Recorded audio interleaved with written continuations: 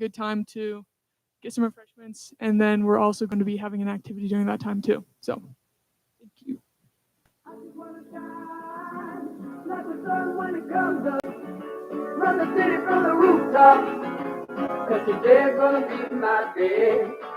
I just wanna climb to the top of a mountain, standing tall when I'm howling, 'cause today's gonna be my day, it's gonna be my day.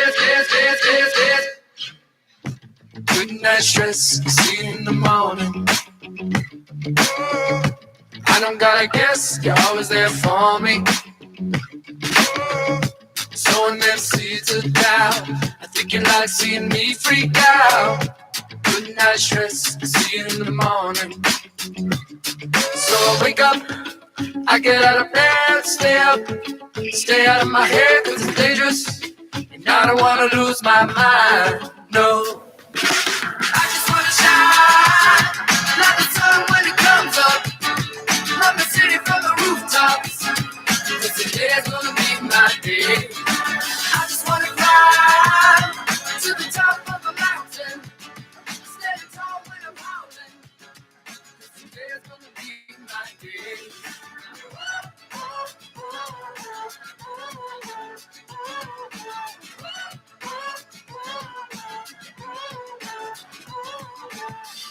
I used to lay low, hiding in the shadows. So don't give me dark days, I already had those. I'm just trying to figure out how to be myself right now. I don't wanna lay low, hiding in the shadows. So I wake up, I get out of bed, stay out of my head, it's dangerous. I don't wanna lose my mind, no. I just wanna shine like the sun when it comes up, run the city from the rooftops, 'cause today's gonna be my day.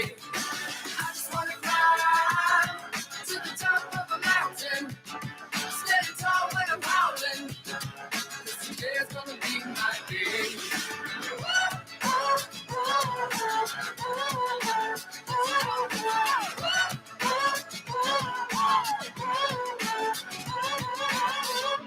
Wake up and I stay up, 'cause I'm stronger days up, and I get out of my way.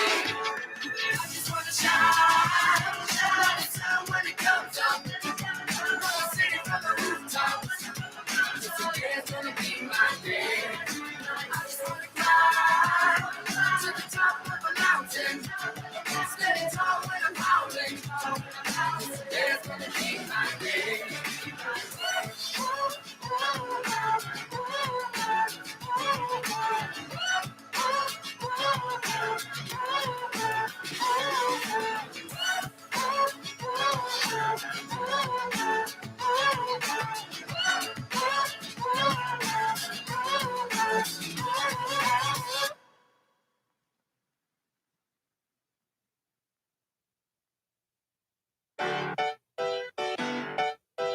One, two. Yep.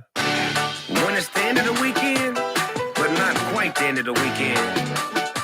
Check it out. It is what it is. You got me feeling. You make me feel like I'm in all my best clothes. So good that I don't care that Chick-fil-A's closed. Like a slow motion cruise on the back roads and byways. Windows down and I'm bored in the highways. Nothing else that I wanna do but take all day and waste it with you. You got me feeling like it's Sunday. You got me saying hallelujah, singing praise. You got me feeling like the night is good and the sun is here to stay. Whoa, you got me feeling like the weekend.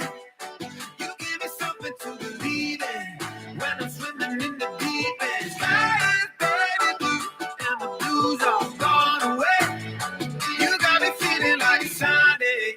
Maybe we should make some breakfast. We got lots of time, that seems like a good investment. It's the end of the week and I make a mean quiche. Maybe all of our friends should come over to eat. Nothing else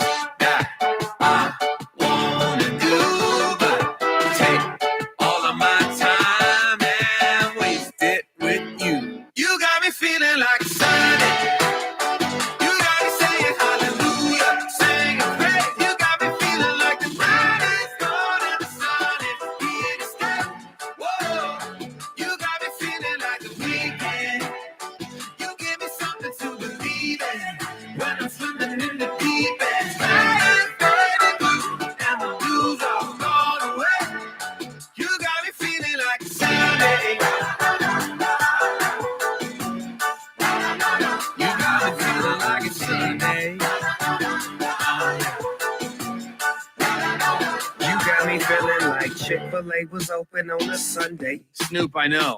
We tried. It was closed. Wouldn't that be great? Check it out, this a hit. You can tell radio. All the DJs will play it cause we got that hustle and flow. I'm feeling good, feeling fresh, feeling blessed, little stress. And when I'm with you, I feel that joy inside my chest. What you feel just depends on what you see, but just don't take it from me. I'm just a deal double G. You got me saying hallelujah. Say, you got me saying like the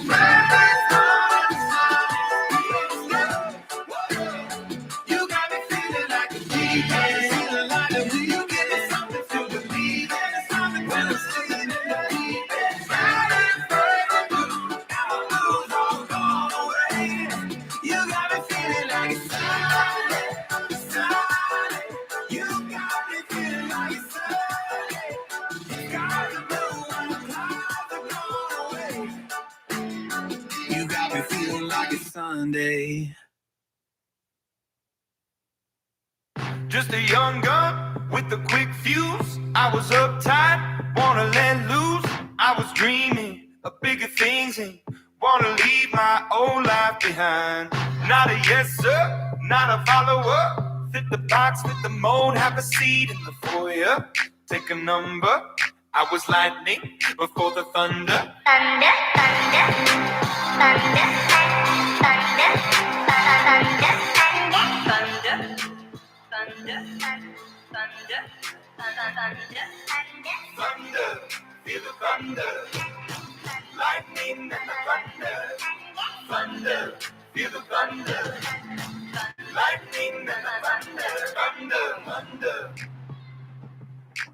Thunder. Kids were laughing in my classes while I was scheming for the masses. Who do you think you are? Dreaming about being a big star. They say you're basic, they say you're easy. You're always riding in the backseat. Now I'm smiling from the stage while you were clapping in the nosebleeds. thunder, thunder, thunder, thunder, thunder, thunder, Thunder, feel the thunder. Lightning and the thunder. Thunder, feel the thunder. Lightning and the thunder. Thunder.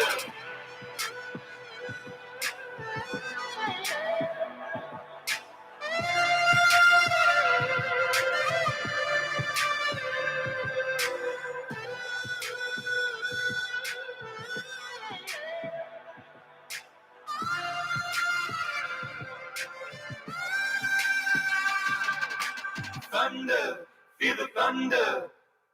Lightning and the thunder. Thunder, thunder, feel the thunder. Lightning and the thunder. Thunder, thunder, feel the thunder. Lightning and the thunder. Thunder, thunder, feel the thunder. Lightning and the thunder. Thunder, thunder, feel the thunder.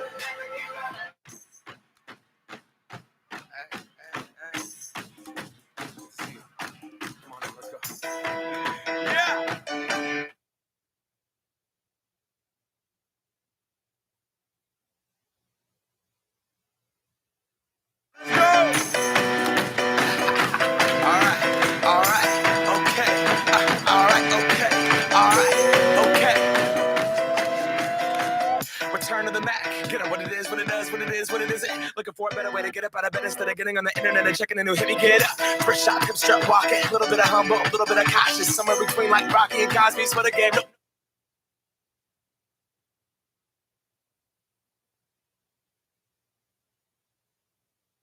We have some amazing TED Talks prepared to you by 5 of our classmates. And in order to give you a little taste of what is up and coming, hit it, Maddie.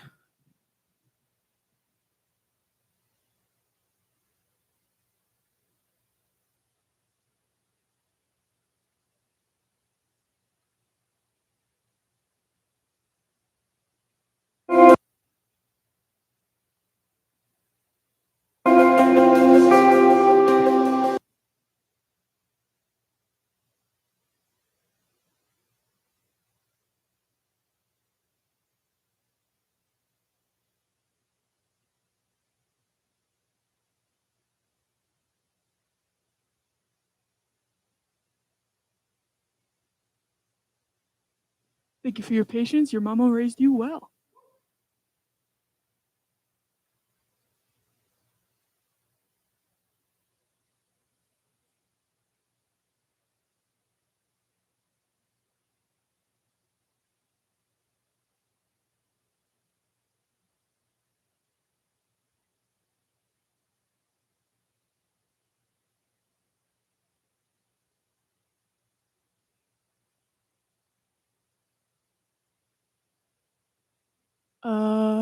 Y'all can't copy yet. Bad moonwalking, and this here is our party. My posse's been on Broadway, and we did it all way. Chrome music, I shed my skin and put my bones into everything I record to it. And yeah, I'm on. Let that stage light go and shine on down. Got that Bob Barker suit game and Plinko in my style. Money, stay on my craft and stick around for those pounds. But I do that to pass the torch and put on for my town. Trust me, on my INDEPENDENT. It's hustling, chasing dreams since I was 14 with the 4-track bustin'. Halfway across that city with the back crush it. Labels out here, now they can't tell me nothing. We give that to the people, spread it across the country. Labels out here, now they can't tell me nothing. We give it to the people, spread it across the country. Here we go back. This is the moment. Tonight is the night. We'll fight till it's over. So we put our hands up like the ceiling can't hold us. Like the ceiling can't hold us. Here we go back. This is the moment. Tonight is the night. We'll fight till it's over. So we put our hands up like the ceiling can't hold us. Like the ceiling can't hold us. Now, can I kick it? Thank you. Yeah, I'm so damn grateful. I grew up really wanna go fronts, but that's what you get when Wu-Tang raised you. Y'all can't stop me. Go hard like I got an 808 in my heartbeat. And I'm eating at the beat like it gave a little speed to a great white shark on Shark Week. Raw, time to go up, gone. Deuces goodbye. I got a world to see. And my girl, she wanna see Rome. Caesar make you a believer. Nah, I never ever did it for a throne. That validation comes from giving it back to the people. Now, sing this song and it goes like, raise those hands. This is our party. We came here to live life like nobody was watching. I got my city right behind me. If I fall, they got me. Learn from that failure, gain humility, and then we keep marching. Here we go back. This is the moment. Tonight is the night. We'll fight till it's over. So we brought our hands up like the ceiling can't hold us. Like the ceiling can't hold us. Go back. This is the moment. Tonight is the night. We'll fight till it's over. So we brought our hands up like the ceiling can't hold us. Like the While we are ceiling having technical can't hold difficulties, have no us. fear. There is food in the back, I hear. So please get up, go get yourself some popcorn, go get yourself some lemonade. Give us a chance to fix some things before we get going.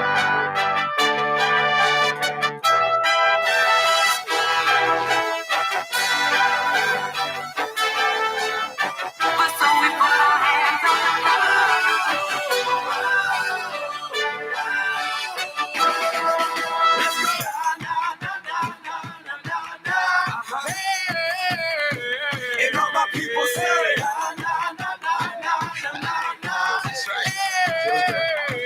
and all my people say,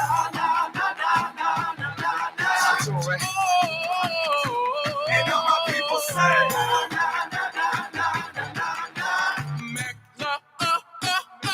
Here we go back. This is the moment. Tonight is the night. We'll fight till it's over. So we brought our hands up like the ceiling can't hold us. Like the ceiling can't hold us. Go back. This is the moment. Tonight is the night. We'll fight till it's over. So we brought our hands up like the ceiling can't hold us. Like the ceiling can't hold us.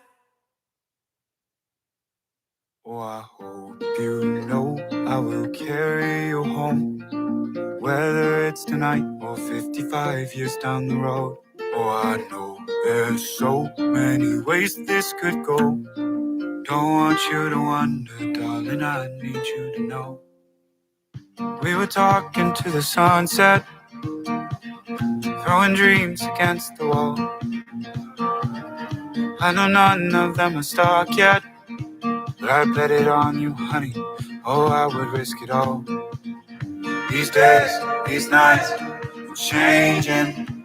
my mind is set on you. I'm not afraid to say it's true. Oh, I hope you know I will carry you home, whether it's tonight or 55 years down the road. Oh, I know there's so many ways that this could go. Don't want you to wonder, darling, I need you to know, in this and every life, I choose us every time.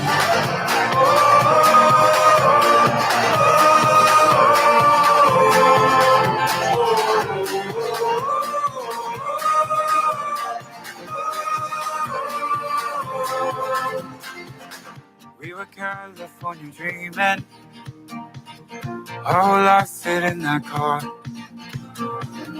Didn't have a bed to sleep in, we kept each other warm under a ceiling full of stars. These days, these nights, changing my mind, set on you. I'm not afraid to say I do. Oh, I hope you know I will carry you home, whether it's tonight or 55 years down the road. Oh, I know there's so many ways that this could go. Don't want you to wonder, darling, I need you to know, in this and every life, I choose us every time.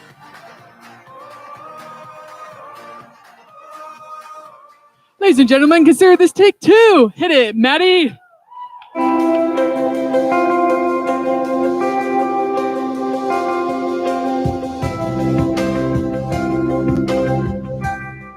Thou shalt love the Lord thy God with all thy heart, and with all thy soul, and with all thy might. Thou shalt love thy neighbor as thyself. Failure is not being unsuccessful. It's part of success. A journey of 1,000 miles begins with a single step. Sometimes we need a little bit of fantasy to survive our reality. Abuse can feel like love because starving people will eat anything.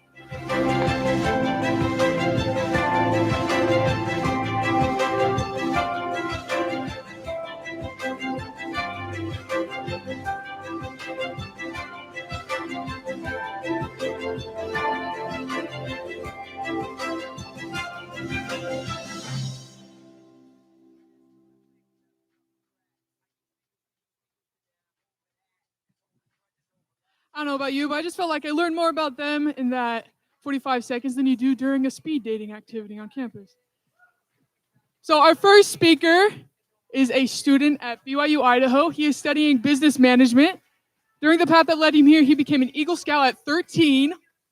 Insanity! Put that on a resume. Won a state championship in football and now spends his weekends preparing to one day run his own business. And also playing Dungeons & Dragons, which I feel like is very applicable because I assume that studying business sometimes feels like entering a Dungeon of Dragons. So if y'all would please give it up for our one and only Marshall.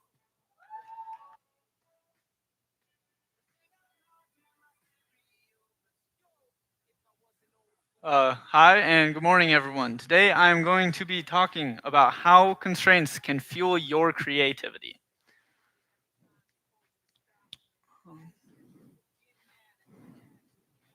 We are currently experiencing constraint. Okay, so the Oxford Dictionary defines creativity as the use of imagination or original ideas, especially in the production of artistic work. But I don't like that definition. So if we can redefine creativity, I want to say that creativity is more than that, using an idea. It is every turn and step that led to the formation of that original idea, and it's what makes the weaving together of your story. Back a slide. Okay, so oftentimes we feel like we are getting put inside of a box. And whether that's in our personal lives, academically, and when we're inside of a box, we can feel cornered, confined, shut in. We may even resent the box that we're put in. And this kind of confused me because I'm like, what do we lose from people who feel trapped inside of a box? So I did some research, and I found that almost 90% of artists will stop before they ever put anything out, whether that's their first song or a painting. 90% don't feel like anything's gonna happen, don't feel like they're gonna be a success. They put themselves in their own box. So I wanted to challenge this idea and kind of use it to help understand some more. When we're in a box, did you look for a door? Did you think about how maybe just because we're in a box doesn't mean there's a way for us to find a way out? Can we experience a time where we're looking at every wall except the one with the door and feeling trapped in your own box? So I want to take a step outside of the box, use this door to continue on, and go on a journey of what possibilities are out there, all the color of the story and free thinking. So your box, we have to understand it. Now that we are outside of the box, we can look inside of it and see that maybe there was some value in there. Maybe there was something the box could have given us. Maybe it gave us a plan, a path, alignment. Continuing through this box and using it to organize our ideas instead of having it trap our ideas. A box I often put myself in high school was the box of a football player. I was an athlete, specifically football, specifically a wide receiver. For those who know sport, understand that a wide receiver is supposed to be fast, good at catching the ball, and that was about all you really needed to do. Understand the offense, catch the ball. But this box in my high school was weird because we ran a double tight offense. Wide receivers weren't seen as fast and able to catch a ball. If we were ever used at all, the box they put us in was distracting the corners, distracting the safeties, so that the other players could actually run. I was put inside a box, and it took me a long time to understand that there was more to being a wide receiver as I left that box to become a football player, to understand both the offense as well as the defense, and start becoming a defensive back, which is where I finished my high school career. And then using that as an athlete, I did track too, year round, even while I was in football. I did track. I ran, I jumped. I didn't feel like there was a box when it came to track because no coach ever put me in one. I competed in every track event that I was able to, and I found a way to become successful in that. So it's understanding your box and where you can grow from that. So this is what happens when you leave that box. There is unlimited possibilities. You could go over to the left, right, or left, and then you could go straight down. But without the box, sometimes you don't know where you're going. And that can be stressful or concerning. So maybe sometimes it's okay to step back into that box so that you can channel yourself and focus on where you're going. So I kind of want to do an activity where we create a character. So your character building, we're going to start with a couple of things. I want all of you to think of physical features of a character, a color scheme, a gender, a skill set, and their ideals and purposes.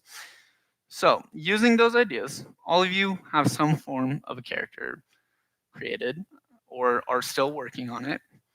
But let's go a little deeper. Are they going to be a hero or a villain in your story? And where are you going to choose that? What differences does that make? Now, what kind of weapon do they use? For this example, this is a world that you're creating your character into. Swords don't exist. No variation of a sword, a dagger, knives exist. So there's possibilities of all these other weapons. And so the idea that I want to kind of put before you is this idea of, even though there's not swords, there's still all these other ideas whether they're a hero or a villain, that changes the ideals that they choose and make. Using kind of this character, I want to ask the question of, where was your first constraint? Was it that there wasn't swords? Was it choosing between a hero or a villain? I want to propose the idea that your first time that I constrained you was when I told you I was making a character. That automatically limits it to, you're not choosing a scene therein, you're not choosing the world. You may have subconsciously thought those things as well, but your primary focus was on that character. So as you understand that and where you get constrained, you can understand where you can grow. So today, I would like to invite you to think about your day, analyze it, find a time that you can grow. You can try something new. You can become the character you want to create. And if you do that, maybe you can become someone that's strong and powerful. Maybe you want to become someone who some may say is a villain, you might say is standing up for yourself against someone who's not being as kind as you want. A roommate that doesn't do the dishes. You may have to be the villain, and that is not a bad thing. It is okay to put yourself inside of that box. That way you can grow and understand that when you need to be a villain, when you need to stand up and have a little more power, it's okay to go into that box, but it's also okay to leave that box, to step into the box of a hero, someone who's more humble, more kind, who listens better and wants to seek a common good. There's a lot of possibilities that come from choosing what box you get put in. So find a box that you can put yourself in today and find a time to do it, see how it impacts you, and see what it causes you to grow and learn. Thank you.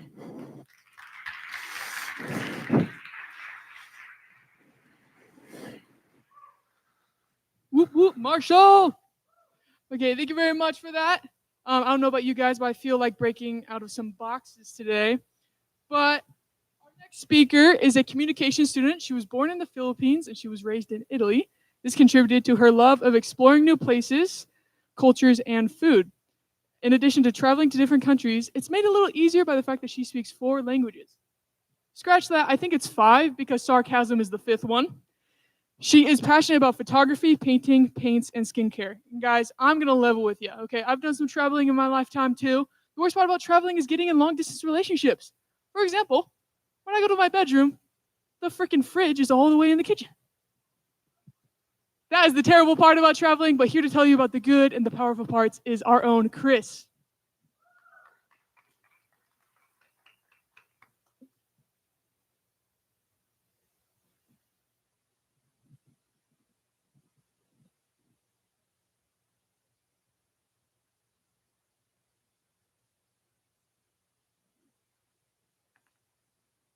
How's everyone feeling?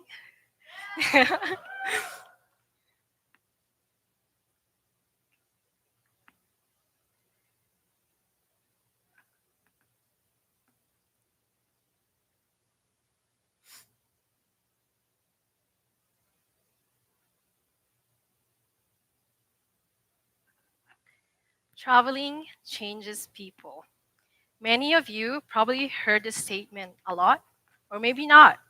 But today I'm gonna tell you my story and how I experienced this. Looking down when you're up in the clouds at the world.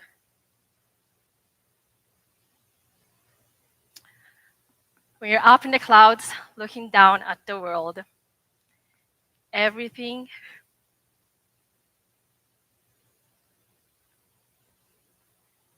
I'm sorry. I don't know what's happening. But okay, I think I got it. Okay.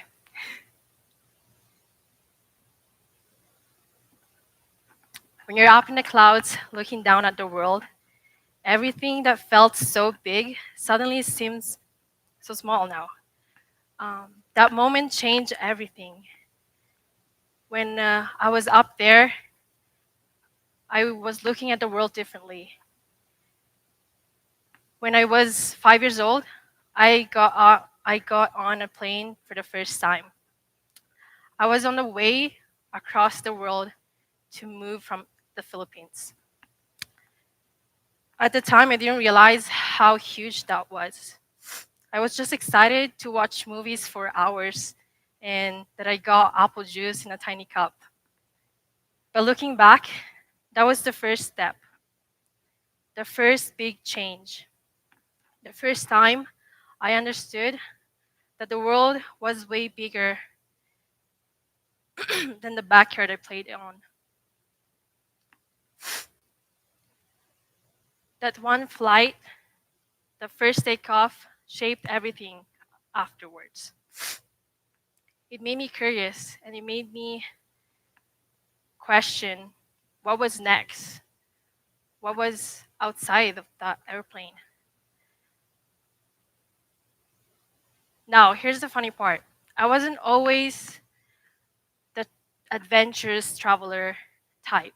I was that shy kid who clung to their parents in public. I was the shy kid who preferred missing recess than being picked to talk in front of people in a classroom. I was basically an expert at being invisible. But travel has a funny way of changing that. When you're halfway across the world and someone asks you a question in a different language that you don't understand, you're basically forced to stop being shy. You have to figure it out. And then that's the thing about travel.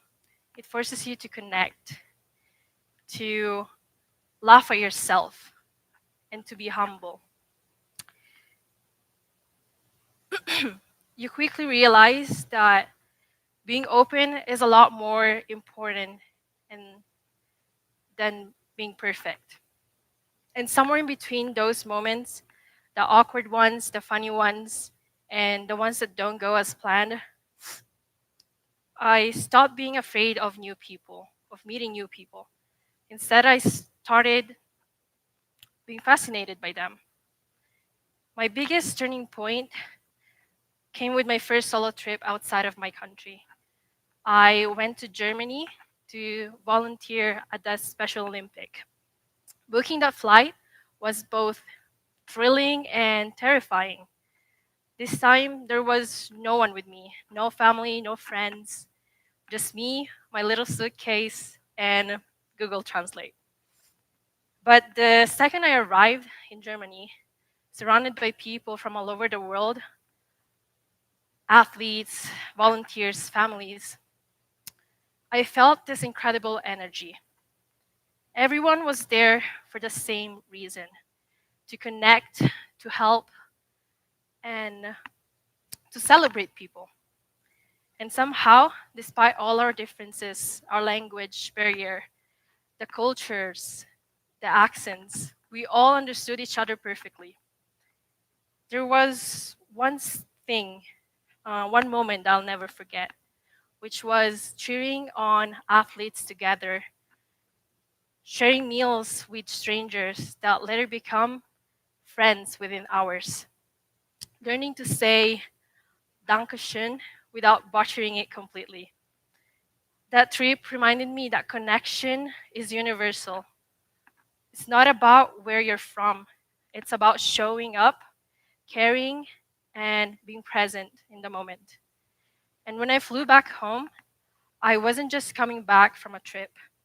I was coming back with a whole new perspective about people, about courage, about myself. Since then, I've been lucky enough to see more of this world. Places like Paris, London, New York. These cities, each one feels like a completely different story. Paris is like a quiet elegance. London feels like history and hustle colliding. And New York, well, New York is like being plugged into a wall socket It's a little bit chaotic, it's alive, and somehow it works. But beyond famous places and landmarks, it's the little things that stay with me. A stranger giving direction with a smile, the smell of the food on a busy street, the way sunlight hits buildings at sunset, and the seasons. I love seasons. I still remember the first time I saw snowfall in Italy. I stood there letting snowflakes land on my face, and I realized I've never felt and experienced that kind of stillness before. Imagine the excitement on that little girl seeing the first snow of her life. Every season, every place, every tiny detail, they all reminded me that I'm so lucky to see the world. It is a privilege to witness so many versions of beauty, to watch the planet change its colors, to feel so small and yet so deeply connected to everything around you. And I don't take that privilege lightly. Being able to travel, to cross borders, to explore, to learn is not something everyone gets to do. Every time I sit by that airplane window, I try to remember that. Because, yes, travel is beautiful, but it's also very humbling. It makes you realize how much of the world you don't know, how many ways there are to live a good life, and how many stories are out there. And sometimes the best part of traveling isn't where you go, it's the version of yourself you meet along the way. And here's what I've learned: people are people everywhere. We all want love, happiness, good food, and Wi Fi. We all get frustrated at airports, and we all take pictures of sunsets, even though our phones are probably full and like the storage is so full, and we have hundreds of them. But beyond all of that, we all want one thing, which is connection, to feel understood. And through travel, I always felt that connection again and again, across languages, across cultures, across time zones. And somewhere in between all those moments, I found myself. I learned that I love the unknown, that I can laugh at mistakes, that I don't need a plan for everything. I learned that I can be bold, curious, spontaneous, and someone who says yes instead of maybe. The shy kid who once hid behind her parents now talks to strangers, books flights alone. And honestly, I think that's like the best transformation I could ever ask for. If there's one thing all my travels have taught me, is this: the hardest part of any journey is the first step. Sometimes it's not a plane ticket, it's just saying yes. Yes to something new. Yes to getting uncomfortable. Yes to the unknown. It might be introducing yourself to someone new, applying for something that scares you, or just simply choosing to explore your own city differently.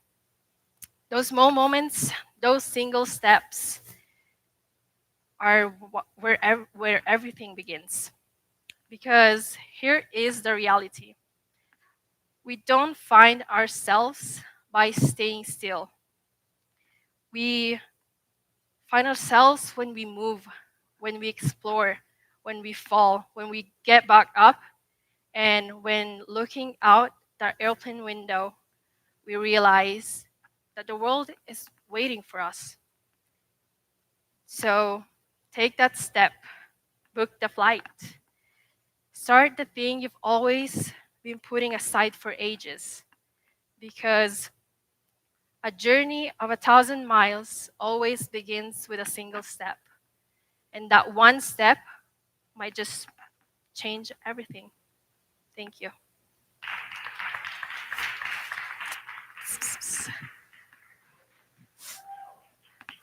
Thank you, Chris. Amazing, amazing. So one thing that Chris said, and a big point of hers, was that you don't find yourself by saying no, right? You find yourself by saying yes. And so I was actually asked to do a backflip on stage. Who wants to see that? Amazing, amazing. So this is what I'm gonna do. I'm gonna get ready. I need you guys to do a drum roll, and then I will backflip after the count of 3, okay? Ready? I gotta take stuff out of my pockets.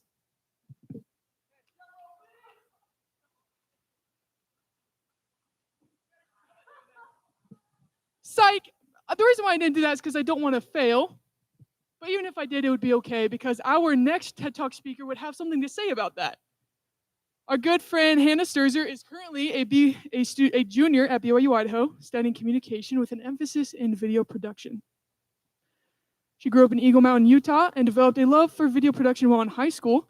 She loves to cook and play board games, especially with her fiance, who is here today and who she will be marrying in the next 2 months. Please give it up for Hannah.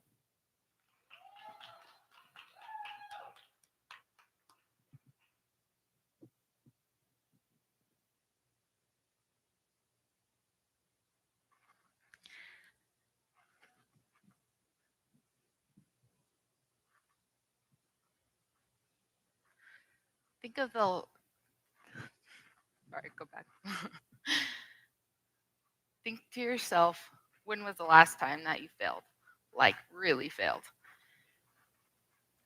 In high school, I put in all my effort to get straight A's. My grades were everything to me, and I worked really hard.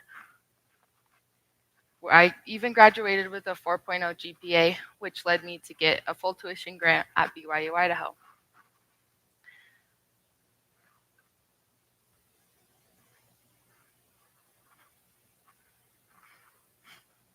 Really delayed. In my first semester, I was very confident that I knew how school worked and how I could continue getting straight A's.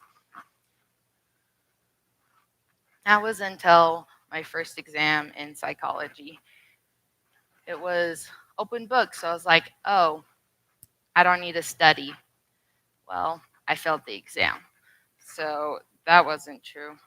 It was more difficult than I ever could have imagined. I mean, how could I, the person who gets straight A's all the time, fail an exam? Apparently, I wasn't as smart as I thought I was. I was absolutely distraught about this exam that I failed. I mean, I failed before, mainly saying the wrong thing, or mostly anything that has to do with sports, and maybe some clumsy falls, but I've never failed this bad before. I begged my teacher for extra credit, which he refused to give to me, and I did everything I could to improve my grade. I went to tutoring, worked really hard, studied, and I got it up to an A-. And it wasn't where I wanted it to be. You might be thinking, wow, an A-, that's really good. It wasn't to me. That A- might have well have been an F, because that's what it felt like. Now, you also might be thinking, wow, she's really dramatic. You'd also be kind of correct. But it lost me the BYU Idaho grant I had got for full tuition. It dropped my GPA just enough, within 0.01%, to lose me the grant. I would have to start paying for tuition now, then I couldn't afford it. I didn't know what I was going to do. I did everything I could to change the circumstances. I even begged the scholarship office to give me the grant anyways, but no luck. That failed test felt like the end of the world, but it wasn't. I learned a lot of lessons on the way that I would like to share with you today. I learned that failure can be a gift, and when we stop fearing failure and start learning from it, that's when we can grow, gain clarity in our life, and have human connections that no success can teach us. So, what if some failure wasn't something that we were trying to avoid? Failure is defined in the dictionary as lack of success. But what if we didn't view it like that anymore?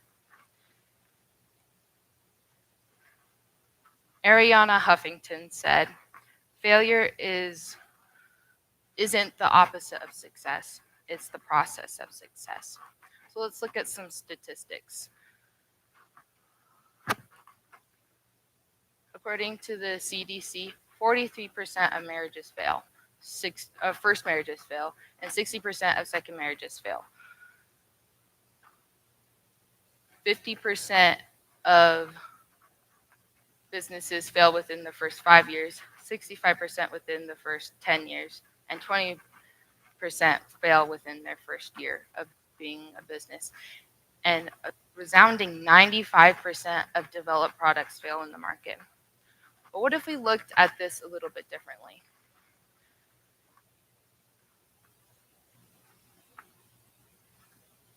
"57% of first marriages last, and they last a lifetime. 40% of second marriages last, and 35% of businesses that succeed include huge businesses like Walmart, Apple, and all of our other favorites. And the mere 5% of developed products in the market give us products that we use on a day-to-day basis. Failure and success are not black and white. You don't either fail or succeed at something. Most of the times you fail and then you get back up and you try again. First, I want to talk about how failure fuels growth. And a lot of people say to learn from your mistakes, but how do you even do that? First, try your best. Then, recognize that failure is an option and try to be okay with it. Third, when you fail, reflect on what went wrong. Fourth and fifth, ask yourself what you can do better next time and try again or move on. Failure is like a wave. There's some big ones, there's some small ones. A lot of times they knock you down, but each time you can try again and stand stronger the next time. Failing that test led me to get the grade that I got and push myself even harder in that class. And now when I'm in that class, I recognize, or in school in general, I reflect on that experience and I'm able to learn from it.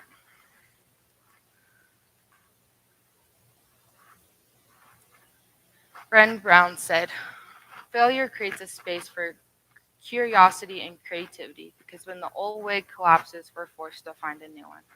And when my way didn't work, after I took my exam, I was able to find a new way of doing school that I wasn't used to. Next, failure helps us have a clearer view and helps us know what truly matters in life.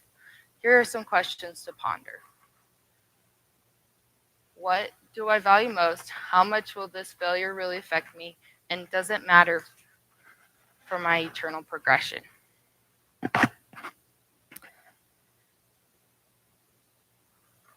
This is the perfect time for us to think celestial, as President Nelson has encouraged us so much to do. If it's a big mistake, then we can return back onto the path of righteousness and do the necessary steps to get there. When I paid my tuition, I felt like a complete failure.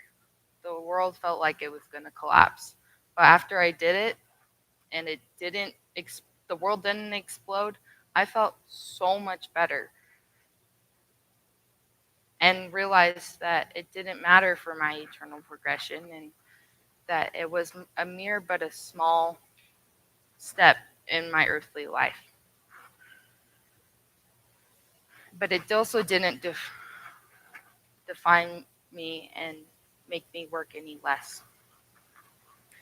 Lastly, I want to talk about is failure makes us human. Every single person here has failed at least once. Every single person in the world has failed. Heavenly Father gave us agency, the atonement of Jesus Christ, so that all fails would go away.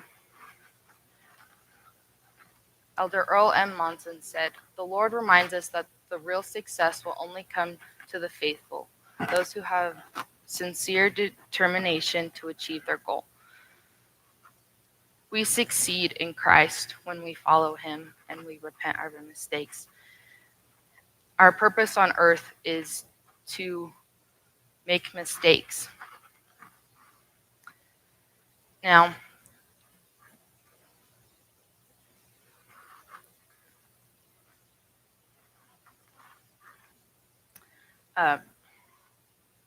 failure connects us all. We all make mistakes, so we all can learn from each other and each other's mistakes. In conclusion, we can choose between two paths. We can choose to be either a better person and learn from our mistakes, or go down a path of continuous mistakes. And decide now what path you want to take, and it will become easier down the road. Failure didn't define me. It was my response to it that did, and that response kept me from learning. Failure is a gift and fuels our growth, and by teaching us what doesn't work, it gives us clarity on what matters in life and deepens our connection with others through shared vulnerability. My invitation to you is to not fear failure, embrace it, learn from it, and keep trying. Thank you.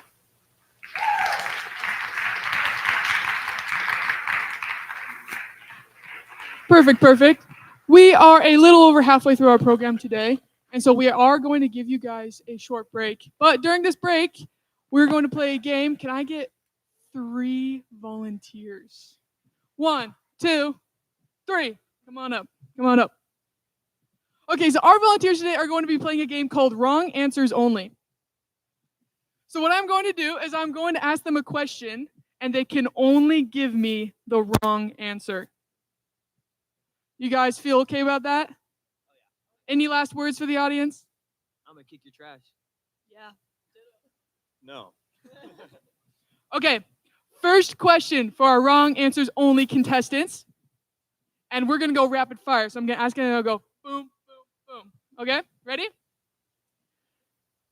Who is Batman's sidekick? Turtle Dove. Santa. Adam Sandler. Beautiful. Next question. What is the capital of France? The color purple. Las Vegas. Adam Sandler. I'm starting to see a theme emerge over here. Very last question.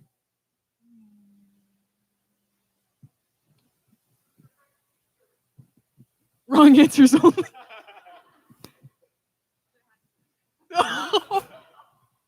I don't know, Brother Hackey, you sure you want to walk away hurting a little today? Wrong answers only. Who is the President of the United States of America? Adam Sandler. Jesus Christ. Adam Sandler. Oh, thank you very much. Give it up for our contestants. Okay, we'll give you a couple more minutes. If you need to take a break, use the restroom, get a drink of water, be back here by 12:37, please.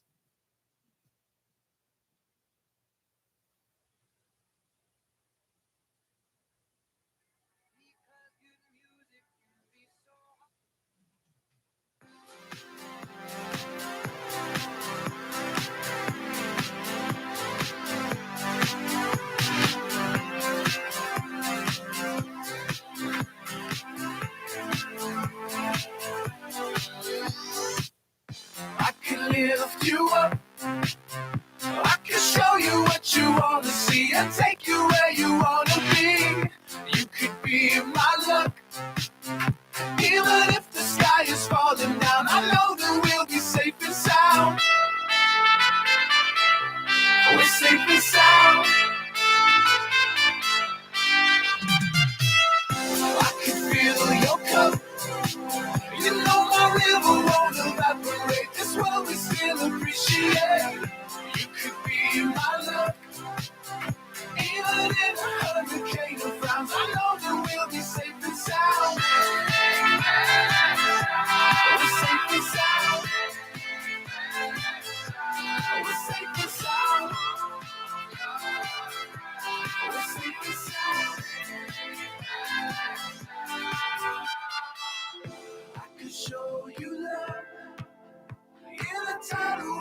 mystery. You'll still be standing next to me. You could be my love. Even if we're 6 feet underground, I know that we'll be safe and sound.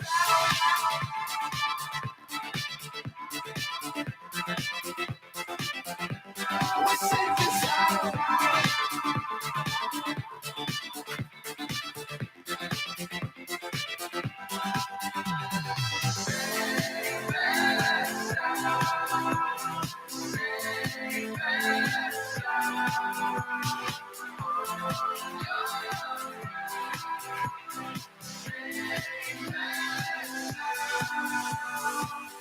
I could lift you up.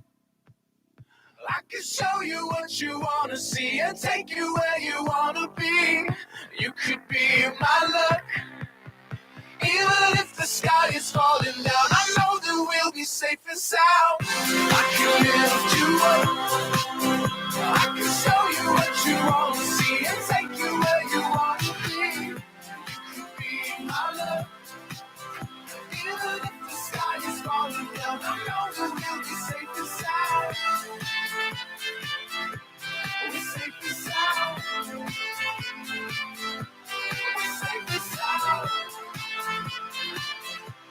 We're safe and sound. We're safe and sound.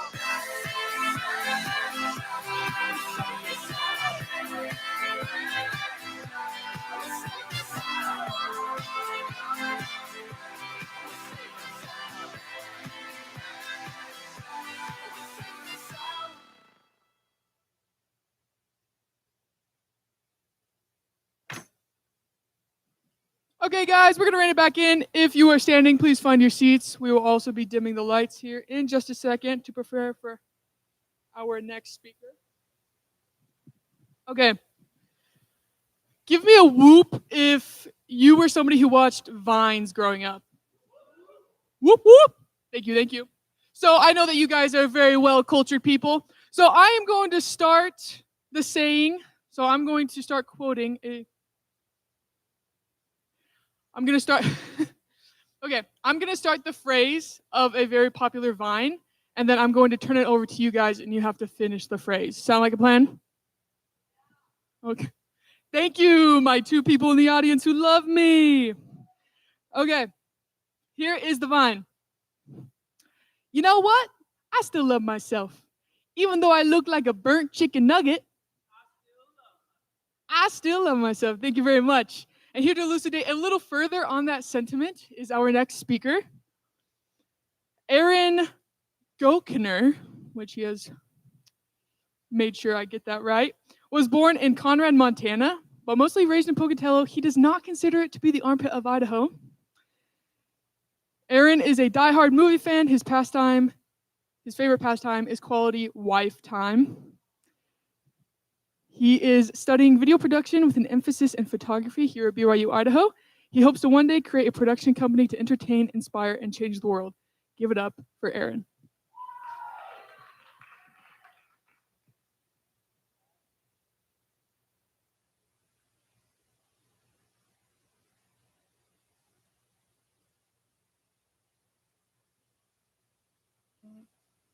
Hello, hello. Oh, hey, you can hear me now. Wow, that's wonderful. Okay. Oh my gosh, now this cord has got to. Let me just put this right here. Okay.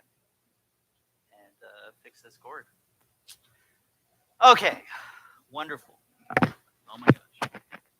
Oh, wonderful. There we go. Okay, cool. There we go. How are we doing tonight? Yeah. Wonderful. All right, so let me tell you about this little thing right here. This is my childhood in a nutshell. You see, when I was very young, I was very optimistic about life. Life was an adventure. Life was exciting. I was in this position where I wanted to continuously ask questions. And my father told me, Aaron, you know, you always have exuded this immense amount of confidence. But then life began to play a role on me. I began to watch as more things were happening around me. People began to question my personality, and I began to be belittled more and more. And I fell into a rut. And come high school, I was in a dark place.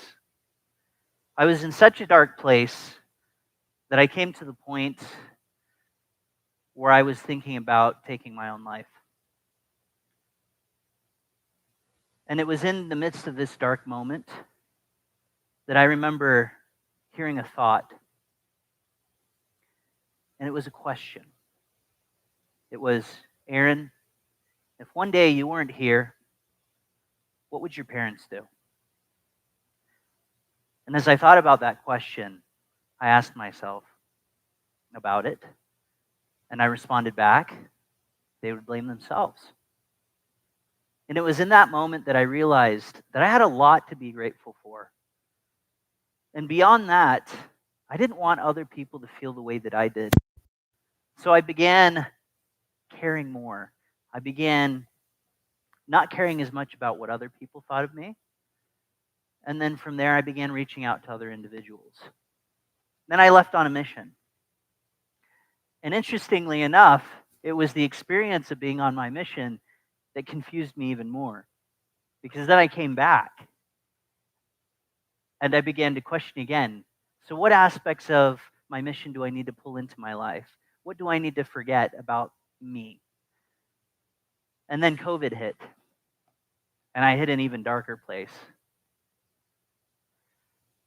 And then another event happened in my life that influenced me to fall back even darker. And so I decided for a long time that I wasn't going to date, that I wasn't going to put myself out there because I needed to fix myself. And then another event happened in my life that pushed me in a different direction. And my mom, she came to me and she said, you know, Aaron, you need to start dating again. And I was like, you're right, Mom. Okay, I'll start dating again. And so I jumped into dating, and very quickly I was able to find a relationship. And it was in the process of this relationship that I began to recognize things about myself, things that I hadn't noticed before, things that I needed to improve on, things that I needed to change. And then this relationship ended. And after this relationship ended, I found my wife. And I got married.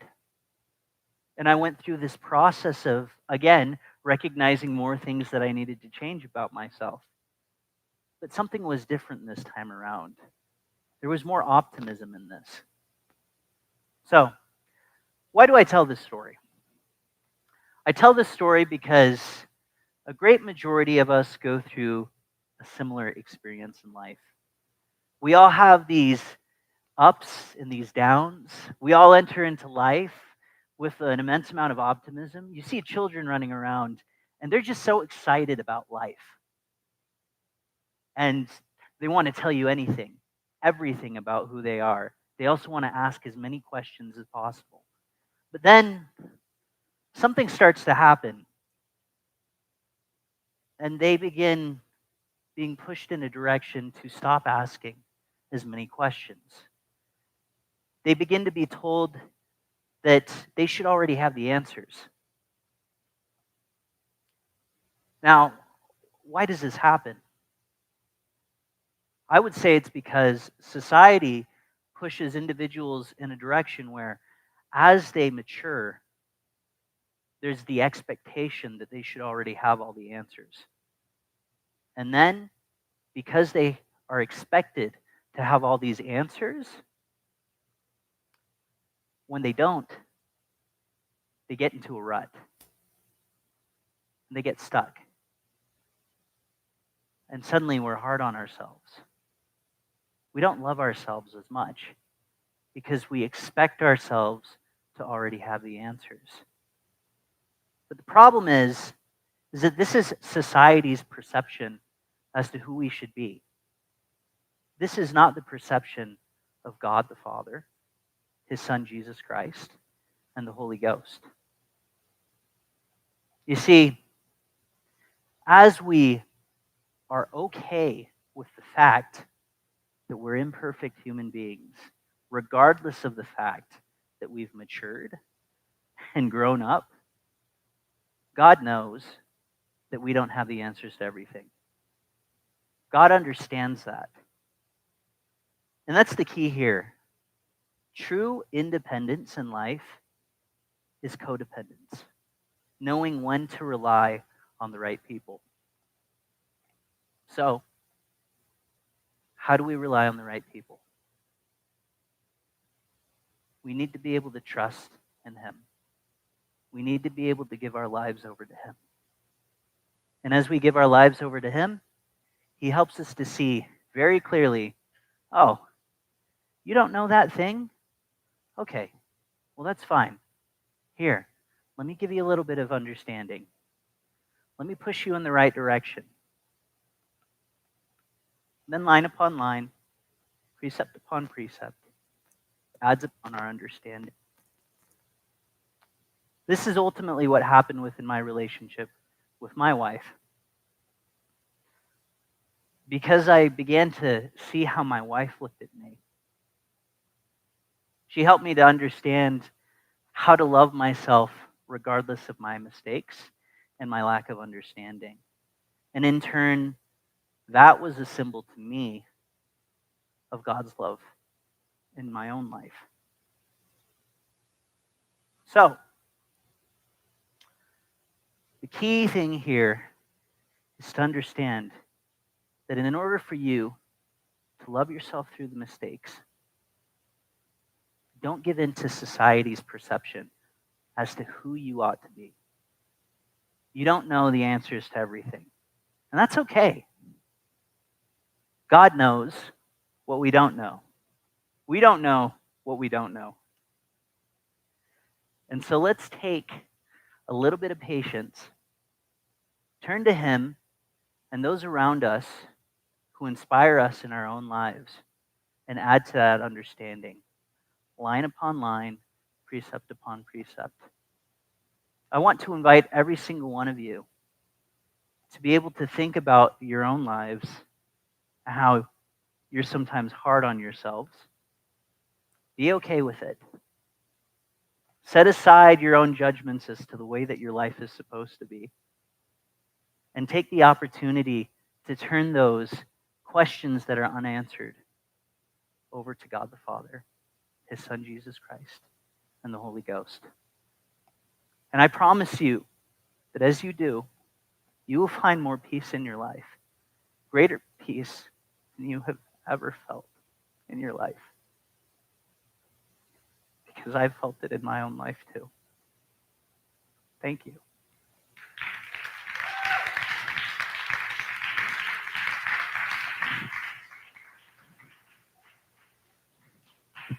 Amazing, amazing. Thank you, Aaron.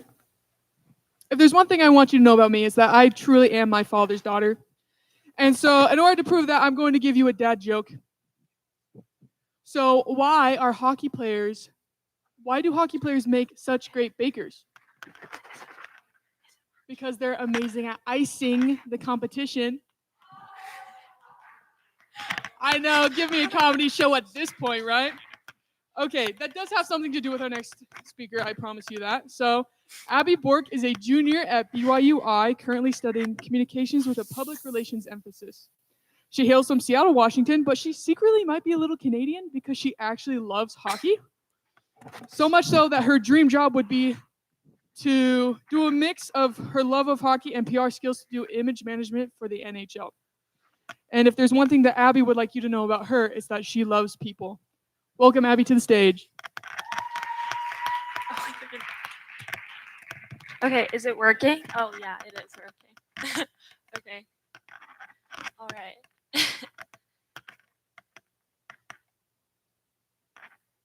Okay, there's before you. This is me growing up and loving life and experiencing all the fun and the joy in the world with people that influenced me for the better. But then there is during you.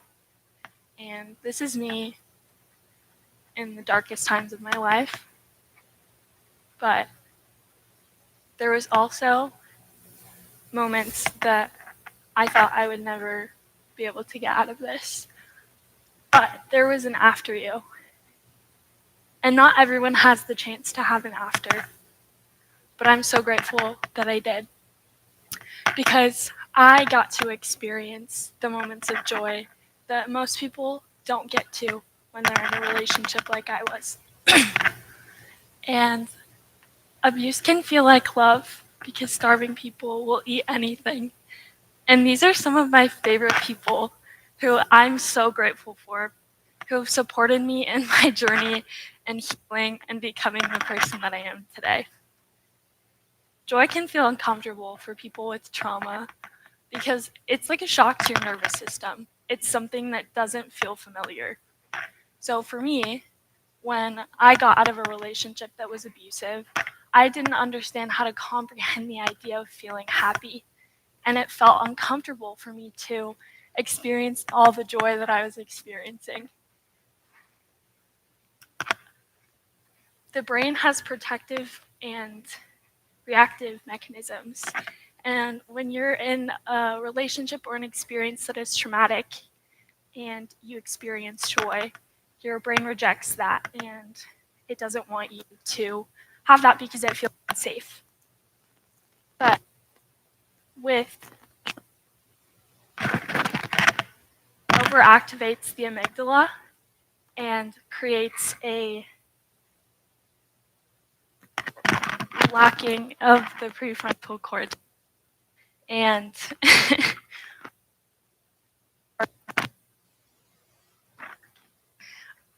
and it causes their to your nervous system.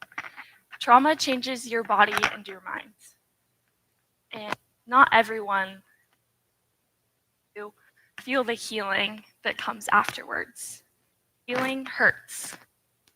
It's uncomfortable, whether the traumatic event is in a relationship or you're a veteran or in a family who is unstable or shooting or something really hard.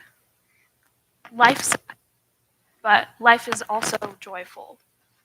The way that healing comes is by facing the hurt. And well, concept, but that is how you learn to heal. Joy is a thing that reconnects us with safety and happiness. I learned at 16 years old that without ever being touched, that the body is delicate and so is the mind. And the importance of yourself who love you and learning to surround yourself by Jesus. People who experience trauma, guilt, and shame. I know I did. I didn't want to open up to my family about it because I hated the look on their face. Yeah, my boyfriend's abusing. And I remember with my parents about that. The crack in their hearts and the brokenness on their face, that made me want to hide. Made me feel ashamed and like trauma was causing them more pain. As I learned to open up about trauma and I allowed them to be the person that I am today, I began to heal and I learned to experience joy. I opened my heart to people, opened my heart to 5 years ago when I was in the darkest place of my life. I opened my heart back to my family and to my friends, and I learned Christ is the way that you can heal. I know that joy is still sometimes. Family is still really challenging for me. I will forever be the aftermath of the relationship that I was in. But I know that through Jesus Christ and through allowing my friends and my family to let me heal, help me experience joy, that's where I can begin to live. Joy is the very thing that heals you. And just because my body and my mind is changed from the things that you did, it doesn't mean that I can't experience joy.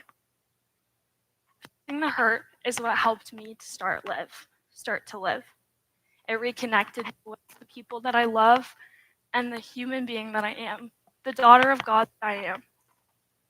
I know that I will always feel hurt a little bit, but because of joy, I don't have to feel it as deep. And I can let go of all of the hurt. And even in the aftermath, joy is there.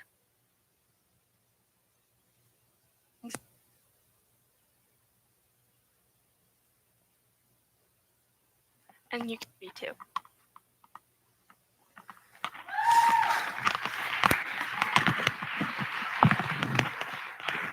Okay, real quick, I would like to invite our 5 TED Talkers up to the stage once again. One final time.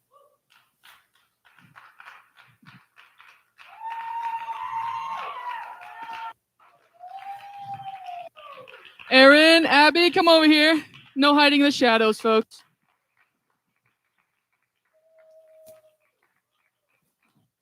Okay, and I'm going to get out of the way and let you guys praise them for a solid 20 seconds. Let's go.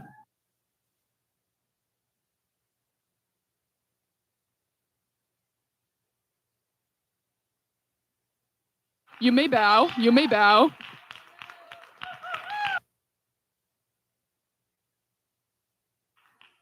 Thank you and good night.